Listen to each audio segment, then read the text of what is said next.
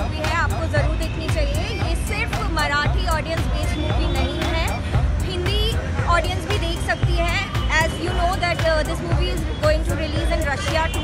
तो मैं आप सभी से ये रिक्वेस्ट करती हूँ कि ज़रूर जाएं और ज़रूर ये मूवी देखें, क्योंकि acting, direction, sound, everything is awesome और आपको ये मूवी ज़रूर अच्छी लगेगी। Forget about the language that has been used, like Marathi, but yeah, there is subtitle, so you can watch it easily, you can understand it easily, and all the best guys, thank you. जर माणूस मरतो तेव्हा त्याचा आत्मा शरीर सोडून बाहेर जातो. You may know Einstein, energy can neither be created nor be destroyed. आम्ही अशाच भूतांचा शोध घेतो आणि त्यांच्याकडूनच जाणून घेण्याचा प्रयत्न करतो की त्यांची नेमकी इच्छा काय. हा मराठी चित्रपट पॅरानॉर्मल ॲक्टिव्हिटीवर बेस्ड आहे आणि हा वन ऑफ इट्स काइंड आहे. म्हणजे हा जॉनरमध्ये मी स्वतः मराठी माणूस असून मराठी मूवीज असती बघत नाही, पण हा जॉनर हॉरर आणि थ्रिलच्या अवतीभवती होता, त्यामुळे आय गॉट अल्यूड की हा मूवी मला बघायचा होता. पण ह्या मूवीचा एक्सपिरियन्स असा आहे की हा मूवी एकदम बीट बाय बीट आहे. म्हणजे ह्यात कधी पण तुम्हाला असं नाही होणार की मी हा क्षणापुरती मी बोर झालो आहे, किंवा हा मूवी कायम आपल्या ऑडियन्सला it keep them on their toes. म्हणजे तुम्हाला कळत नाही की पुढच्या क्षणी काय होणार, आणि हा स्टार्टिंगपासून तर शेवटपर्यंत हा असाच आहे मूवी. तुम्हाला कायम कळणारच नाही की मूवीच्या मध्ये काय झालं आणि काय नाही झालं. I personally want to tell you guys ki go to the nearest theater. This is the best movie and you should watch this movie. अशा जागी मी एक बंगला विकत घेतला की ज्या ठिकाणी आम्ही दोघंच जण. अजून खाली एवढ्या कॅमेऱ्याची काय गरज होती. क्लायंटला वाटलं पाहिजे ना आपण प्रोफेशनल होतो. मला असं वाटतंय त्या पाठीमागच्या बिल्डिंग मधून सतत घराकडे कोणीतरी बघतंय. काय हा मराठी चित्रपट तुम्ही नक्की बघायला पाहिजे. हा एक सायंटिफिकदृष्ट्या आणि काहीतरी नवीन कथा घेऊन येणारा आहे. जेवढे मूवीज आत्तापर्यंत आपण बघितलेत मराठीत, त्या दृष्टीने तर हा नक्कीच एक वेगळा आहे. हा शेवटपर्यंत तुम्हाला स्क्रीनच्या बाहेर जाऊ देणार नाही आणि हा नक्की आवर्जून सगळ्यांनी बघायला पाहिजे. आणि मराठी चित्रपटामध्ये हा एक खूप चांगला स्टार्ट आहे. सो आपण याला नक्की प्रतिसाद द्यायला पाहिजे, अशा मूवीजला उत्तेजन द्यायला पाहिजे की जेणेकरून मराठीमध्ये सुद्धा चांगले मूवीज ह्याच्यानंतर सुद्धा येत जातील. So guys please do watch, it's a very nice movie.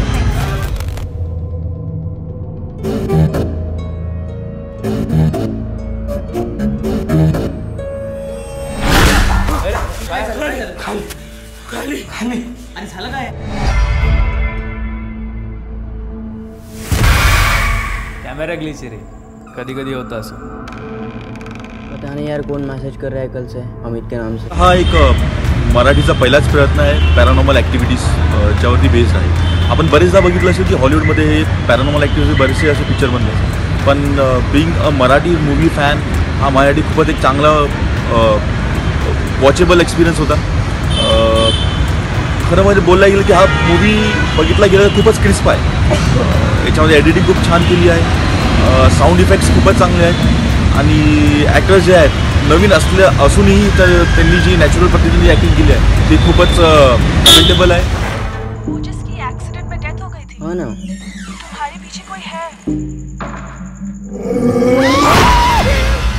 मला तरी असं वाटतं आपण इथून पळून जाण्यापेक्षा इथं थांबून त्याचं काय म्हणणे ते ऐकून घेऊयात. या काय बोलतोयस तू. गाईज मूवी खूप छान होता. मला सगळ्यांचा स्क्रीन प्ले खूप आवडला. ॲक्च्युली मी कधी हॉरर मूवी बघत नाही, बट माझे फ्रेंड्स असल्यामुळे सतीश, संकेत, अन्या ॲज इन राजकुमार आणि गण्या यांचा सगळ्यांचा रोल खूप छान झाला. मूवी खूप स्कॅरी होता. ॲक्च्युली मी सेकंड टाईम पाहिला तरी मी खूप घाबरलेली आहे अजून पण. आणि सबटायटल्स असल्यामुळे हिंदी ऑडियन्स पण बघू शकतात हा मूवी. आणि हां दॅट्स इट. खूप छान होता मूवी आणि kudos to the team since हा मूवी रशियामध्ये पण रिलीज होणार आहे. So I am happy for the team and all the best.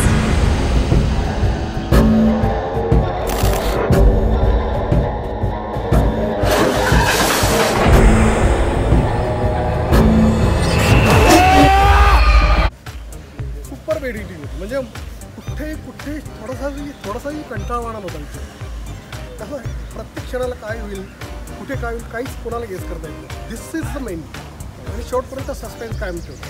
शेवटच्या क्षणापर्यंत या म्हणजे अतिशय इंटरनॅशनल लेवलचा पिक्चर. सर आपला फर्स्ट मराठी सिनेमा आहे हा 10 मार्चला रशियामध्ये याचा प्रीमियर होतो आहे. 17 मार्चला 100 स्क्रीन्सला रिलीज होतो रशियामध्ये. म्हणजे मला मराठीमध्ये असा पिक्चर मी पूर्ण पाहिजे तो हॉरर म्हणजे हॉरर आणि सस्पेन्स आणि सायंटिफिक. इतका सुंदर पिक्चर म्हणजे खरंच सुंदर पिक्चर. म्हणजे आता पब्लिक आलं पाहिजे अशा पिक्चरला दाद. मी तिला माझ्या कॅमेऱ्यामध्ये रेकॉर्ड करणार आणि तिला इथून पळवून पण लावणार. तू खूप मोठी रिस्क घेतोयस याच्यात.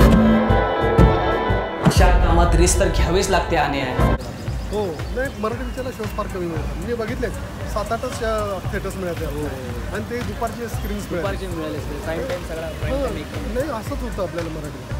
पण तरी ठीक आहे. तरी तुम्ही सुद्धा एवढा मोठा धाडस केला त्याच्यामध्ये कुठलाही ग्लॅमर न टाकता असा पिक्चर निर्माण केला. जिथे कुठे स्त्री पात्राला जास्त काही एक्सपोजर दिलेलं नाही तरी सुद्धा तो पिक्चर झालेला. म्हणजे हे पण महत्त्वाचं नाही.